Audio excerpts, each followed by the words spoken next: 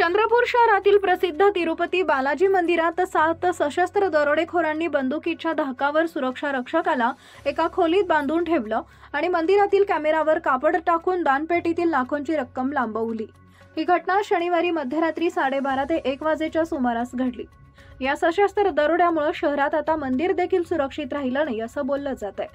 दाताळा मार्गावरील इराई नदीच्या काठावर तिरुपती बालाजीचं मंदिर आहे।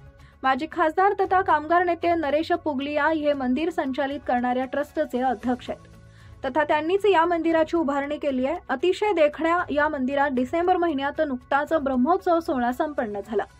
या मंदिरात दररोज शेकडो भाविक दर्शन व पूजा अर्चा करण्यासाठी येतात। दरम्यान शनिवारी रात्री उशिरा एक व्यक्ती मंदिरात आला। त्यानं मंदिराचं संपूर्ण निरीक्षण केलं, संपूर्ण परिसर बघितला, तसेच तिरुपती बालाजीची मूर्ती आहे त्या गाभाऱ्यात देखील पाहणी केली। त्यानंतर सदर व्यक्ती निघून गेला। रात्री 12:30 वाजताच्या सुमारास 7 ते 8 सशस्त्र दरोडेखोरांनी मंदिरात प्रवेश केला। त्यांनी मंदिरात लावण्यात आलेल्या सीसीटीव्ही कॅमेऱ्यावर कापड टाकून कॅमेरे बंद केले। त्यानंतर मंदिरातील सुरक्षा रक्षकाला बंदुकीनं धाक दाखवून दोन्ही हात बांधून खोलीत एका बांधून ठेवलं।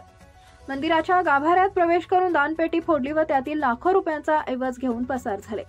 यावेळी 7ही दरोडेखोरांनी तिरुपती बालाजी यांची मूर्ती असलेल्या मंदिराचे दरवाजे तसेच लगतच्या मंदिराचे दरवाजे तोडण्याचा प्रयत्न केला, मात्र त्याचे कुलूप न तुटल्यामुळे चोरटे निघून गेले।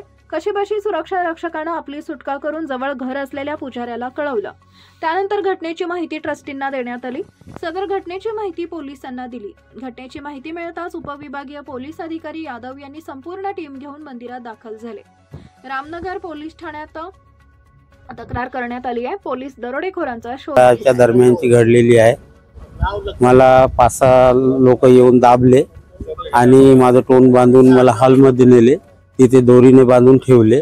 त्यानंतर 5 लोक वरती गेले आणि वरती जाऊन दानपेटी तोडून दानपेटीतले पूर्ण पैसे नेले, बाकी काही चिल्लर पडून होते तिथे। नंतर माझ्याकडे आले तिकडे रूममध्ये, नंतर ते सगळे मिळून मागच्या रोडने चालले गेले। माझ्या हाताची घडी नेली, माझा मोबाईल नेला आणि माझ्या खिशामध्ये 4000 रुपये होते ते पण नेले। ते 12:30 पाऊणचा टाइम आहे।